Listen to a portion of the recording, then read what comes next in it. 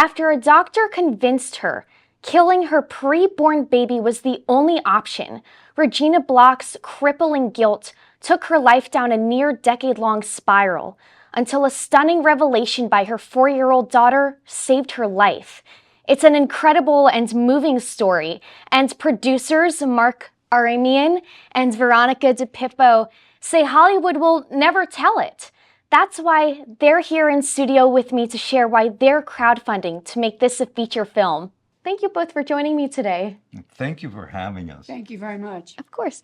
Tell me more about Regina's story and what that revelation from her 4-year-old daughter was. Well, that would be a spoiler alert, so I have to be careful about telling you about the dream. But I can tell you that when we moved to Chattanooga, Tennessee, we started working with pro-life organizations, volunteering our work as filmmakers to help get the word out about their organizations.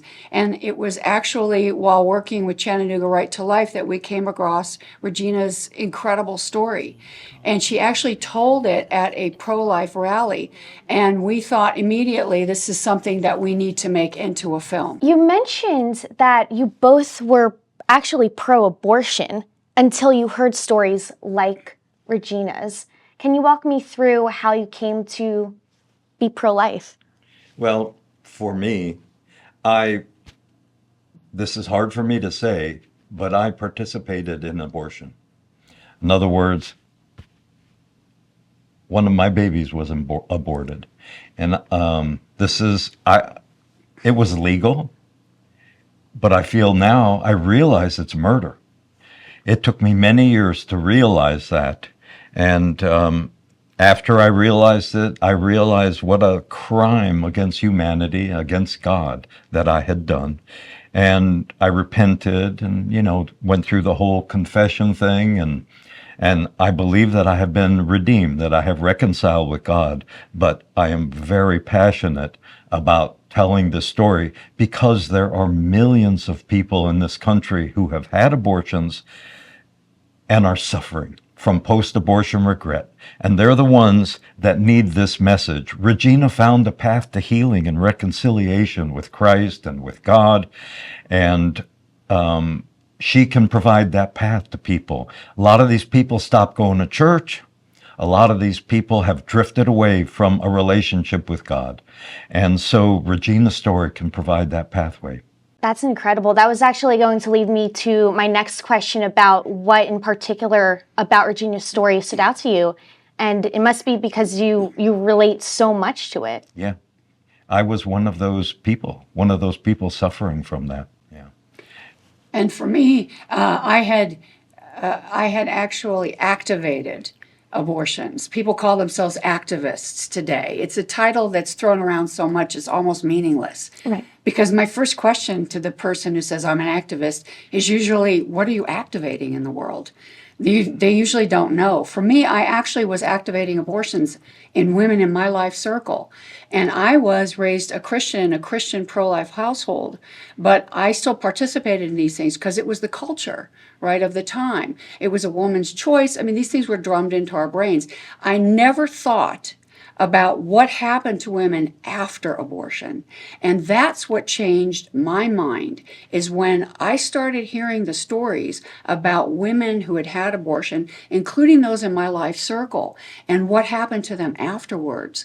The guilt, the anxiety, the addiction, the fact that some of them wanted to have children later on and couldn't because they had been damaged. And this really impacted me. And this is what changed my mind, when my heart changed, hearing these heartbreaking stories. And what I love about Regina's story is it encapsulates so many of the other women's stories that I've heard. But it has the redemptive aspect of it as well. It's the stunning revelation from her 4-year-old daughter who had no idea that her mom had ever had an abortion, and how that revelation impacted her, how she started having this little girl started having recurring dreams about meeting a brother in heaven that she would have no idea even existed. And that completely changed Regina's perspective on everything. And it turned her on a journey back to God. And that led her to volunteer at pregnancy resource centers, to finally get post-abortive counseling, which many people don't even realize exists, and then ultimately to become the director of the National Memorial for the Unborn in Chattanooga, Tennessee. So it's an incredible character arc. It's an incredible story. And we thought it was something that was worth bringing to the screen. Yeah, it's inspirational. If you send people to our website, if they go to henamedhimadam.com, henamedhimadam.com, they can see the trailer from this. Most people that watch it get tears in their eyes. And you've seen it, so. It's incredibly moving. Yeah. And that was going to lead me to my next question about how can people find more information about this wonderful story? Yeah. So we are crowdfunding now, and if any of your listeners and watchers have any interest in helping support this important movie, they can go to henamedhimadam.com and they can donate money. It shows various ways to donate, and if they could help us, we'd appreciate it. But the important thing is for us to get the message out there. There's so many wounded people who need to reconcile. Right. We feel that this is a movie and a ministry. So we feel that millions of women, they're going to continue to uphold abortion because it's something that they did that they haven't reconciled with. And we think that this is a movie that can actually inspire them to reconcile, to come to peace, to find healing, and then really to change their hearts on the issue. Because until their hearts are changed, they're going to keep voting for abortion. Right. And you know how many people that there are now that are insisting on abortion above everything else. Right. Because they did it themselves. Right, and also because Hollywood has succeeded after 50 years of propaganda of dehumanizing the child in the womb. I was born into a world where we understood that this was a child made in the image and likeness of God, and that this is a child with a plan and a purpose. But we all wandered away, and Hollywood was very much participative in creating that culture, which is a culture of death. So we need to rehumanize that child in the womb. And I think that that's one of the things that this movie does. It puts a name and a face on that child. Right.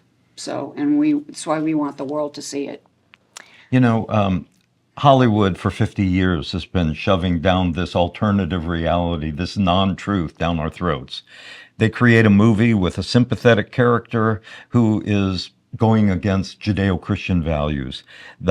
If somebody wears a cross or they're a rabbi or something like that, they're the bad guy. If you see them in the beginning of the movie praying, you know they're going to end up being the hypocrite.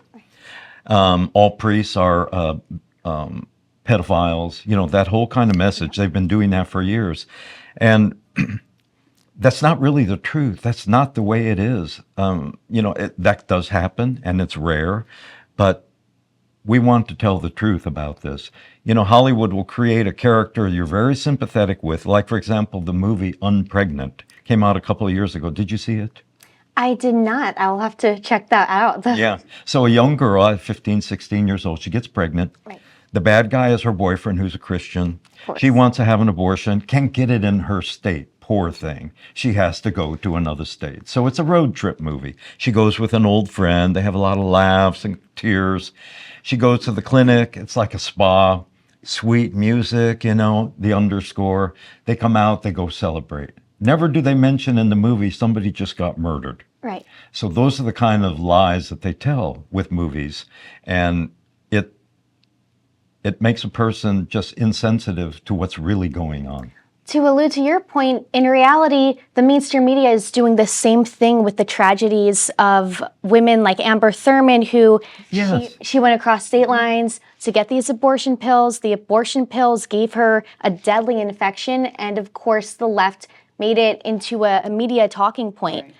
Right. And Yeah, as if you can blame pro-lifers who want her to keep her baby for what she did, you know, and what the doctors really did to her. Right. They don't have the safety and I don't know what you call it, protocol in place for these women. once they get their pills, they go home and they do all this stuff. They don't go back to Planned Parenthood if they have any complications. Exactly. If they go back to a doctor, it's to a hospital. So we never really know how many people suffer from this kind of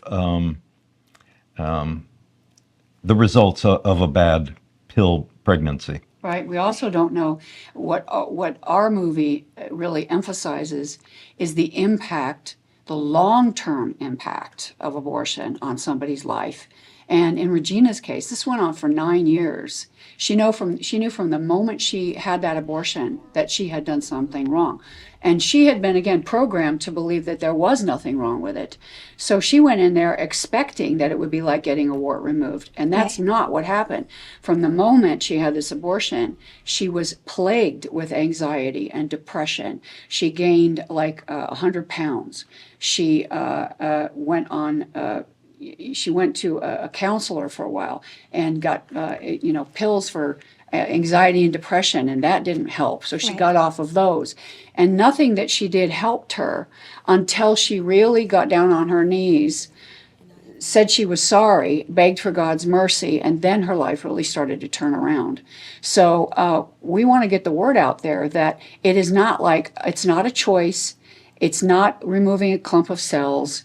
It's not a health care decision. Right. Okay, taking a human life is not a human right. We want to get the word out there about what really happens after you have an abortion. And if people don't believe that, then they need to talk to women 20, 30, 40 years after abortion, because you will sit down and talk with these women and they will still break down and cry after. And it's amazing. That's not nothing, okay? That's not, just getting a wart removed. So, the pro-life crowd and the pro-abortion crowd have kind of butted heads and have reached the stasis.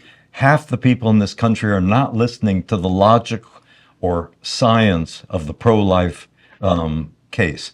What they're doing is they're hearing emotional messages that Hollywood puts out there, and they do it by telling stories like I was describing before. So what we have to do is we have to make movies. Yeah. Hollywood has had a corner on the market for movies, and we are making a movie that is going to affect people right here. When people look at our trailer, they are hit right here in the heart, and that's what we have to do. What's really so boggling is that you mentioned that the left they're so good at getting to the emotions. But how can anybody look at a video of an abortion? How can anybody look at a live baby being killed in the mother's womb and not get emotional over that? Why is there seems to be such a disconnect? Well, I got two things, but you go first. Yeah, this is why I like to call myself pro-knowledge. Okay, you see, I was pro-abortion. I am pro-life. But being pro-life is pro-knowledge, because the more knowledgeable you are about what is truly inside of you, the stages of a baby's development, from conception to birth, what an abortion really is. And this is why Live Action has been so successful, if you've seen their campaign of actually showing people what abortion is, all of these abortions, because one of the things that the media has done, the alternative media, not this media, which is seeking the truth, is that they have made this all an abstraction. They've made it something that is removed from reality. But when you know the reality, you will not choose abortion. This is why women who have ultrasounds, they don't have abortions. Most of them do not have abortions, something like over 80% who see the child inside. Women who are educated on fetal development don't have abortions. Women who see what an abortion actually is and really understand. If people were given all of that information, and this is why you know whose side is who, because the pro-life side wants you to have that information.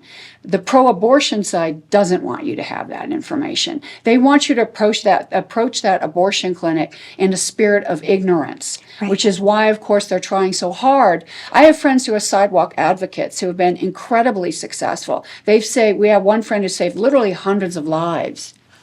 She's done this by approaching women, and she tells me that generally at an abortion clinic, at least 1 or 2 out of every 10 of those women don't want that abortion, they don't know they have another choice. When they learn about the options that they have, they choose life, which is why now you have so many of these people showing up at abortion clinics and trying to shout these sidewalk advocates down and to block them and to prevent them from having any contact. And this is also why this administration is weaponizing the FACE Act, I believe. Right. I was going to add also that a lot of the people that are pro-abortion will refuse to look at those videos you're talking about. You know, they do not want to know what's really happening. And they have this block, this mental block that's formed by emotional messages that they've gotten. So I think it's rare that somebody who sees those videos their mind is not changed. I think that's rare. But I would say mostly there are blinders on. These people will not look at the truth. And they also seem to refuse to listen to the stories of the millions of women who do regret their abortion, which was going to allude to my next question about why Hollywood refuses to cover these stories. But then we would have to ask, in the first place, how did Hollywood and the mainstream media become so leftist and godless? Yeah, I don't know. That goes back, that has to go back before pre-World War II, really. I mean, that goes way back. There has always been a communist thread in Hollywood, but it has been a subculture. Now it is the mainstream culture. The mainstream culture in Hollywood is secular, materialist, atheist, Marxist. So everything is reduced to material biological reality. And it's all about, you as in, it's not really about the individual. It's this false idea about what's best for collective society. And one of the things, of course, that I've actually heard leftist women say, well, we're saving the planet. Right? That the excuse for abortion was saving the planet. Of course. And my response is always, great, you first. Why don't you get off the planet first? Okay, if you're that concerned about saving the planet, why don't you and your children hop off? Okay. But you see, again, it's other people. And it goes back to, I don't know if it was Thomas Aquinas. I want to say it was maybe Thomas Aquinas who defined sin as the reduction of a human being to the status of an object. When you reduce a human being to the status of an object, you can do anything with them. And of course, as a Jewish person, you understand that's what was done to the Jewish people prior to the Holocaust. This is what's being done to unborn babies prior to their abortion. And it's what the mainstream media is trying to do to the Jewish people all over again, right? With October 7th and covering that up and not really telling the truth about it. And these are bad signs for our times. That's all I could say, is when we get to this point where a mother is so detached from the developing human being, her own progeny, that she turns on it and she takes the life of her own child and thinks nothing of it. These are not good signs for the future. Thinking nothing of it is temporary. Right, because she knows innately that it's wrong. It'll come back. It comes back to haunt people. Yep. It's the very simplistic way of thinking that if you don't see the baby doesn't exist. Oh, right. I can't. What difference does it make whether the baby is inside the womb or outside the womb? It is still a human being. Right. Yeah. But how can the so-called educated left, because you see these professors and so-called academics, just pass that off? That's why we're making a movie. That's why we're making it. That's exactly, because movies have a profound influence on people. Right. It's powerful. It's just amazing what you can accomplish with a movie. And although we can't talk much about it, we do have a distributor interested in this movie, and they think this can be a wide theatrical release. So we're very excited. That's it. We're in negotiations right now. But this movie is grabbing people by the heart, and we're moving forward with it. If we can get any of your viewers to contribute, we would really appreciate it. HeNamedHimAdam.com. Right, and please do check the website, because we're hoping that we're going to have some exciting news coming up very soon, an exciting announcement about our project. So please, I hope your viewers will keep tabs on our project and check us out. Certainly. Well, it would be wonderful to see the full movie, hopefully soon. Yes. It was It was great speaking with you both. Thank you, Yes. Justine. Marc and Veronica, thank you for joining me. Thank you for having us.